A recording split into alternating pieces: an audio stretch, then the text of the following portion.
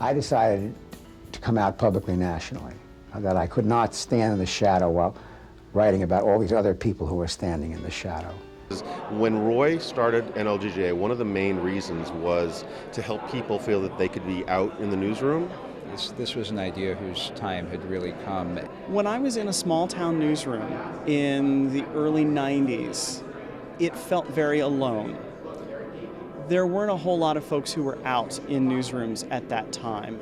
I don't know if people can remember what it was like to go to their first NLGJA meeting, but it was really like, wow, look at all of us, It was just this feeling of like, oh my God, where have you all been all my life? It was really exciting. And when I walked into a room full of people that were like me, it was an amazing feeling, and I felt like that someone had my back. And people were really hungry for that connection. I realized that I needed a support network that could really help me navigate through the tricky waters of journalism back then, and I've been a part of it ever since. I came to NLGJA looking for a sort of, for friends in journalism, a journalistic home, people who were simpatico, and I found that in spades, NLGJA really sort of propelled me to, once I came out, to really grow. I think it gave a lot of people license or courage or willingness to come out in their newsrooms. It's helped me really get a much tighter grip, a much better understanding of what journalism is and how I fit into journalism personally and professionally. I said, oh, this is it. I found my home. This is where I need to be. There were no domestic partner benefits. NLGJA was instrumental in making that happen industry-wide. It's now the norm.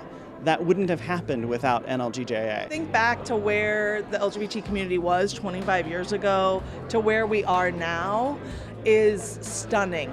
We're all doing the same thing. We're all in the same boat, who get you, who understand you, and frankly, where you don't have to pretend to be anything else other than what you are. And I think as we've evolved, for most people in most places, that's a lot easier now.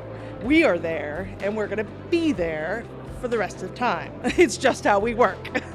It's all about the connections you make, and you can interpret that however you want. A number of people who've gotten jobs, freelancers who get assignments because of the people that they've met, and the people who found their partners through NLGJA. I met the woman who I fell in love with and eventually became my wife. That's not the primary goal or the primary purpose, but sometimes it happens.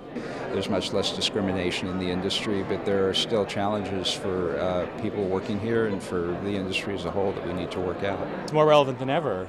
Understanding of transgender issues has just started to really come to the front, to the mainstream. We have some knowledge about who's who, what's what, and I think it's more important than ever. There are a lot of things that have been accomplished, but the fact of the matter is there are still a lot of people in a lot of communities and in a lot of newsrooms who don't feel comfortable coming out. Things that we need to do every day to make sure that coverage is being addressed fairly and accurately about LGBT individuals. And so the time is still right. The time is still now. I think one of the main things that NLGJA tries to do now is help keep people in the newsroom, because you can't affect the coverage if you're not working on the story. NLGJA is as relevant today as it was when it began 25 years ago. And I have to say thank you to people who founded this organization, so that we can be here and feel safe and feel embraced now.